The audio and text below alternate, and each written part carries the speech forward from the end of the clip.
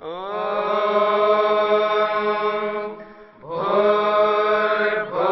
स्वः तत्सवितुर्वरेण्यं भर्गो देवस्य धीमहि धियो यो नः प्रचोदयात्।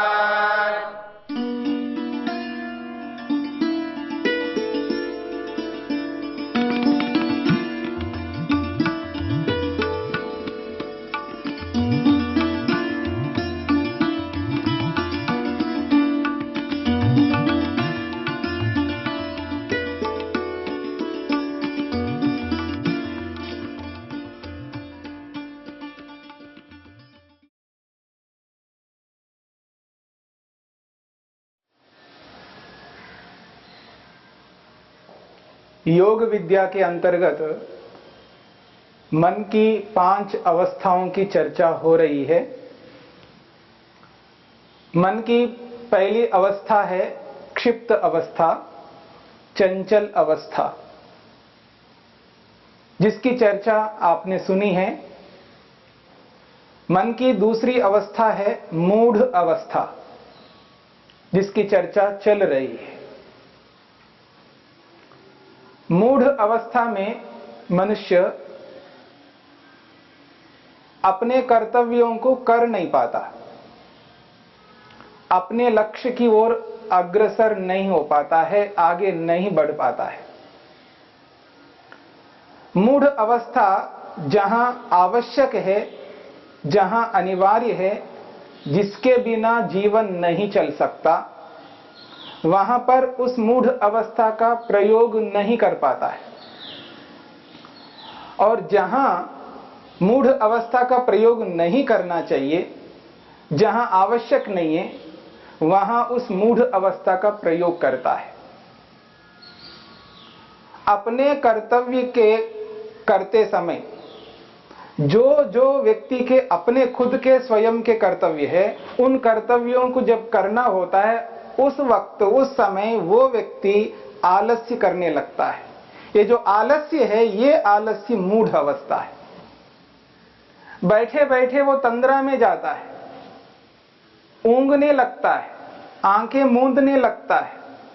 ये जो स्थिति है व्यक्ति की, ये तंद्रा की अवस्था, निद्रा की अवस्था।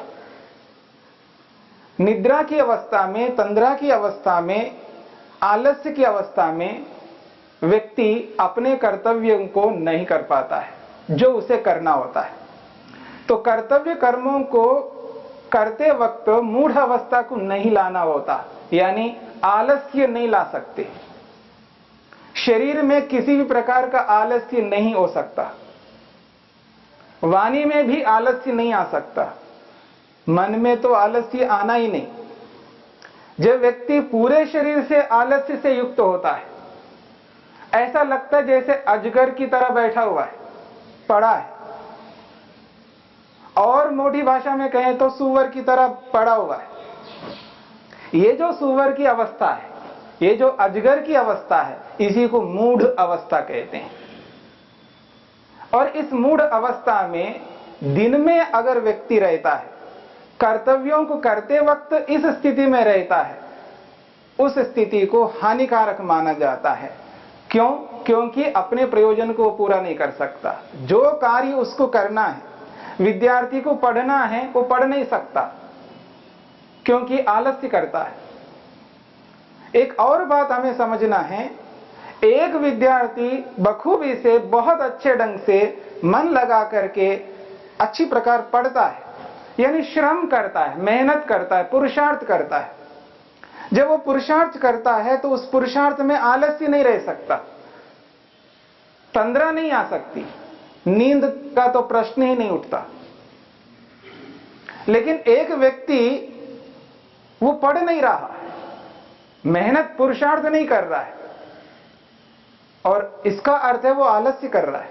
वो कर सकता है। याद रखना, परमात्मा ने हम सबको एक जैसा सामर्थ्य दिया। मन के अंदर जो सामर्थ्य है वो हर व्यक्ति के अंदर है, हर व्यक्ति के मन में वैसा ही सामर्थ्य है।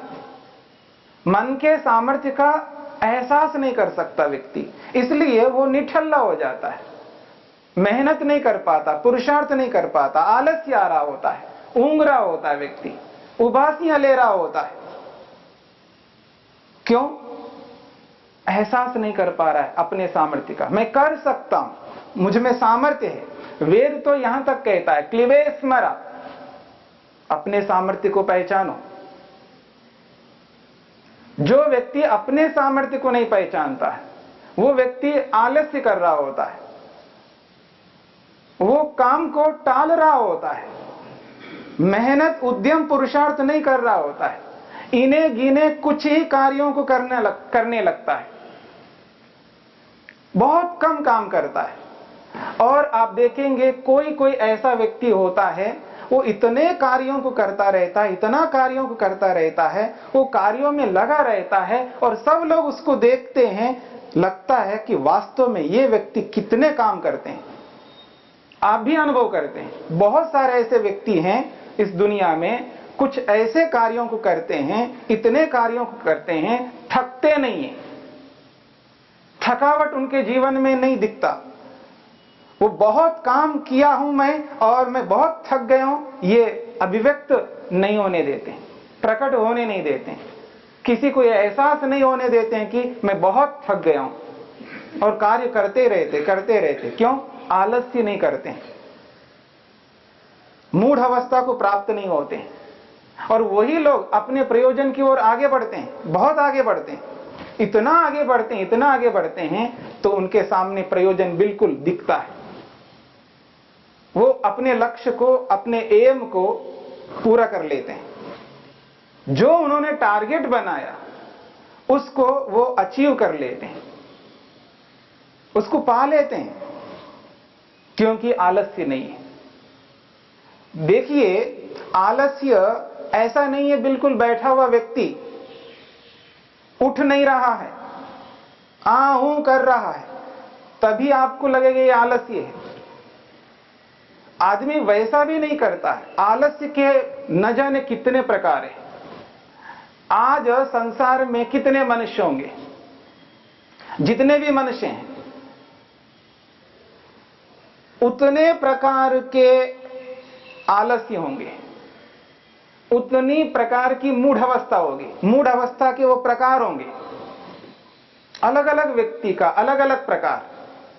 हां, ये हो सकता है जो आलस्य, जिस प्रकार का आलस्य एक व्यक्ति करता है, उस प्रकार का आलस्य और लोग भी करते हैं, लेकिन ऐसा नहीं है हर व्यक्ति के प्रत्येक आलस्य को दूसरे प्रत्येक व्यक्ति करे। कुछ कर सकते हैं, कुछ नहीं कर सकते। तो प्रकार जो है, जितने मनुष्य है उतने प्रकार है आलस्य के। जब एक व्यक्ति मेहनत कर रहा है तो वो व्यक्ति भी मेहनत कर सकता है। जो मन का सामर्थ्य है मेहनत करने का, मन की जो अवस्था है क्षिप्त अवस्था, वो क्षिप्त अवस्था सबके अंदर है। शरीर के अंदर जो गति उत्पन्न करना है, कार्य को करने के लिए जो गति चाहिए, वो उस क्षिप्त अवस्था में है, क्योंकि मन के अंदर है वो। जब एक व्यक्ति वो गति उत्पन्न करके उस कार्य को कर सकता है, उदाहरण के लिए एक कार्य को 1 घंटे में एक व्यक्ति पूरा कर रहा है, अच्छे ढंग से उस कार्य को वो कर रहा है, 1 घंटे में वो पूरा करता है, और एक व्यक्ति 2 घंटे में नहीं कर पा रहा है,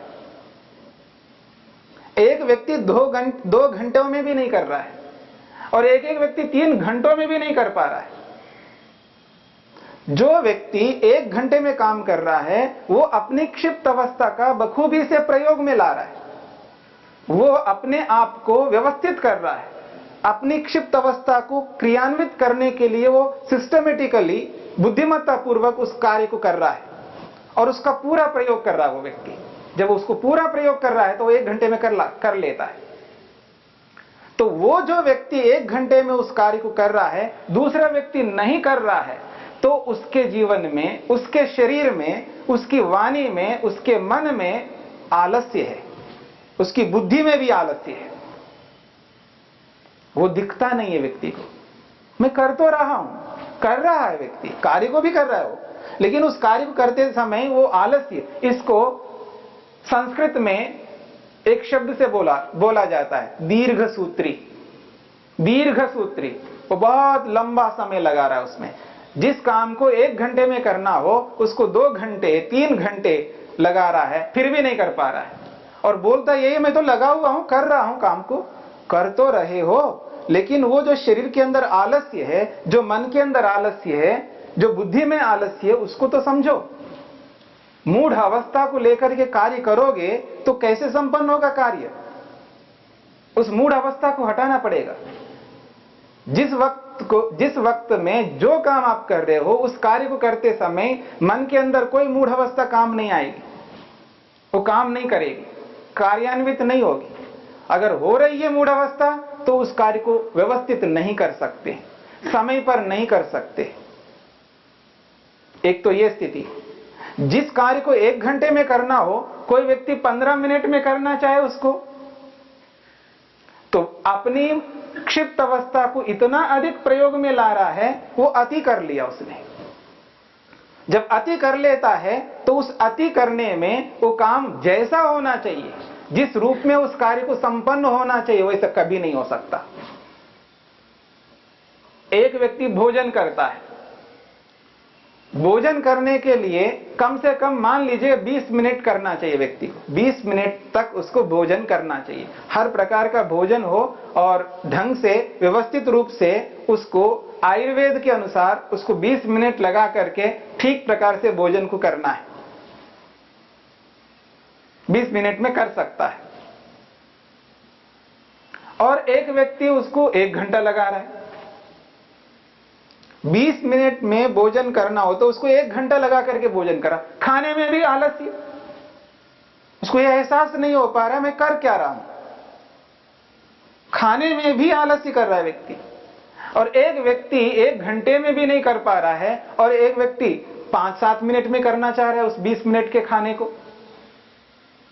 एक व्यक्ति 5-7 मिनट में, 5 मिनट में उस भोजन को कंप्लीट करना चाह रहा है, पूरा करना चाह रहा है। एक ओर से इधर अति हो रही है, एक ओर से उधर अति हो रही है, तो इस प्रकार भी नहीं कर सकते। इसलिए इस मूढ़ अवस्था को समझना है। जिस कार्य को एक मनुष्य, और मनुष्य में पुरुष व्यक्ति करता हो, उस कार्य को दुनिया का हर पुरुष कर सकता है, बशर्ते उसको अपनी स्थिति को, मन की स्थिति को समझना होगा। मेरी मन की क्या स्थिति है, किस स्थिति में उस कार्य को मैं कर सकता हूं, किस रूप में कर सकता हूं। जिस कार्य को पुरुषों में कर सकते हैं, ऐसे ही जिस कार्य को स्त्रियों में कर सकते हैं, जिस कार्य को एक स्त्री कर सकती है, उस कार्य को दुनिया की प्रत्येक स्त्री कर सकती है। मन की उस अवस्था को समझना पड़ेगा। जिस कार्य को मैं करने जा रहा हूं, जिस कार्य को मैं करने जा रही हूं, वो कार्य किस अवस्था में रह करके मैं ठीक प्रकार से कर सकता हूं, कर सकती हूं, ये एहसास करना पड़ेगा व्यक्ति को। उस स्थिति में आलस्य नहीं रहेगा। आलस्य करना है आपको तंद्रा को उत्पन्न करना है, निद्रा को उत्पन्न करना, उसका वक्त है, उसका समय है। जिस समय आपको निद्रा को लाना है, तंद्रा को लाना है, आलस्य को लाना है, लाओ, पर उसका एक समय वक्त है। जब चाहे तब नहीं कर सकते उसको। जब चाहे तब उसको करने लग जाओगे, उल्टा हो जाएगा सारा काम। कर्तव्य कार्यों को करते समय आप आलस्य लाएंगे, तंद्रा को लाएंगे, निद्रा को लाएंगे, तो कार्य नहीं हो पाएंगे, प्रयोजन की सिद्धि नहीं हो पाएगी। और जिस वक्त निद्रा लेनी चाहिए, रात्रि के समय निद्रा लेनी चाहिए, तब आपको आलस्य लाना है, तब उबासियों को लाना है आपको, तब तंद्रा को लाना है, निद्रा को ले आना है आपको सोना है, नींद लेनी है आपको, तब लाओ ना। तब तो नहीं लाते हो। दुनिया में कितने ऐसे लोग हैं जिनको नींद नहीं आती है? अनिद्रा के कितने ऐसे लोग हैं जिनको यह सोचना पड़ता है कि मेरे को नींद क्यों नहीं आ रहे, दुखी हो रहे हैं, क्योंकि जिस वक्त में नींद को लाना है वो नहीं ला पा रहे।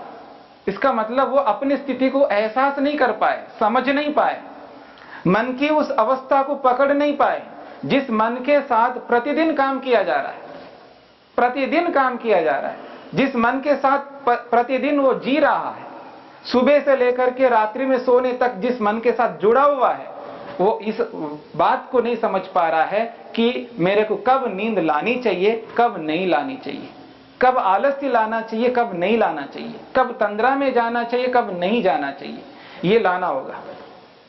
और व्यक्ति एक प्रकार से इतना निठल्ला होता जा रहा है, अपने कर्तव्यों को कर नहीं पा रहा है, इस मूढ़ अवस्था को न समझने के कारण से। और कर सकता है लेकिन कर नहीं पा रहा है। तो इन सभी स्थितियों से हटना है हमको। और प्रत्येक व्यक्ति अपने प्रयोजन को पूरा कर सकता, क्योंकि वो मनुष्य है। मनुष्य, कोई भी मनुष्य हो, चाहे वो स्त्री हो चाहे वो पुरुष हो, प्रत्येक मनुष्य अपने प्रयोजन को पूरा कर सकते हैं। जो भी उन्होंने अपना लक्ष्य निर्धारण किया है, जो सोचा है, मेरे को डॉक्टर बनना है, मेरे को इंजीनियर बनना है, मेरे को व्यापारी बनना, बिजनेसमैन बनना है, मेरे को टीचर बनना है, मेरे को वकील बनना है, मेरे को विद्वान बनना है, मेरे को उपदेशक बनना है, मेरे को क्या बनना है, जो आप बनना चाहते हैं, जो आपने सोचा हुआ है, उस लक्ष्य को सामने रख करके अगर चलेंगे और उसको सामने रखते हुए अपनी स्थिति को एहसास करेंगे, अपनी मूढ़ अवस्था को समझेंगे, तो निश्चित रूप से व्यक्ति अपने प्रयोजन को पूरा कर सकता। उसका लक्ष्य छोटा हो या बड़ा हो, कितना ही बड़ा हो, बहुत बड़े लक्ष्य को भी वो प्राप्त कर सकता है, अचीव कर सकता है। शर्त वही है, इस अवस्था को, मन की अवस्था को समझना होगा। तो मन की ये जो मूढ़ अवस्था है, इसको एहसास करना होगा और इसको एहसास करके अपने सामर्थ्य को एहसास करना होगा। क्लिबे स्मरा, वेद ने स्पष्ट कहा है, अपने सामर्थ्य को पहचानो। और जो व्यक्ति अपने सामर्थ्य को पहचानता है, जो ये एहसास करता है मुझ में ये सामर्थ्य है, जब है ये एहसास करता है, वो कभी इस मूढ़ अवस्था को नहीं आने देता। कर्तव्य कार्यों को करते समय मूढ़ अवस्था को नहीं आने देता। अर्थात वो आलस्य नहीं कर सकता, उबासियां नहीं ले सकता, वो तंद्रा में नहीं जा सकता, उसको नींद नहीं आ सकती, लेकिन उसको कर्तव्य का बोध होना चाहिए। जो भी कर्तव्य है उसका, जैसा भी कर्तव्य है, विद्यार्थियों के कर्तव्य अलग प्रकार के, अध्यापकों के कर्तव्य अलग प्रकार के, गृहस्थियों के कर्तव्य अलग प्रकार के, सन्यासियों के कर्तव्य अलग प्रकार के, वानप्रस्थ के कर्तव्य अलग प्रकार के, ब्रह्मचारियों का कर्तव्य अलग प्रकार के, सबके कर्तव्य अलग अलग प्रकार के। सब अपने अपने कर्तव्यों को समझते हुए जिस वक्त अपने कर्तव्य को सामने रखेंगे, उस वक्त आलस्य नहीं आ सकता। अपने सामर्थ्य को एहसास करते हुए, जब दूसरे लोग इतने कार्यों को कर सकते, इतने अधिक कार्यों को कर सकते हैं, मैं पीछे होता जा रहा हूं, अपने प्रयोजन की ओर आगे नहीं बढ़ पा रहा हूं, तो क्यों ना मैं अपने कर्तव्य को पूरा करूं। इस मूढ़ अवस्था को हटा करके, क्षिप्त अवस्था को ला करके उस कार्य को अच्छे ढंग से संपन्न करता हुआ आगे बढ़ूं। हाँ, मूढ़ अवस्था को निद्रा के समय में, रात्रि में जब सोना है, मेरे को नींद लेना है, उसी वक्त में मूढ़ अवस्था को लाऊंगा और ठीक प्रकार से सोऊंगा और दिन में मूढ़ अवस्था को नहीं आने दूंगा।